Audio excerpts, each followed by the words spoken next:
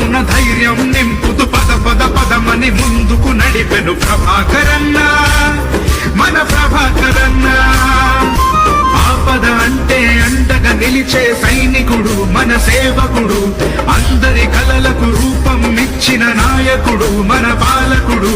పశ్చిమ మెచ్చిన తెలుగోడై, మంచికి తాను మంచోడై, ప్రతి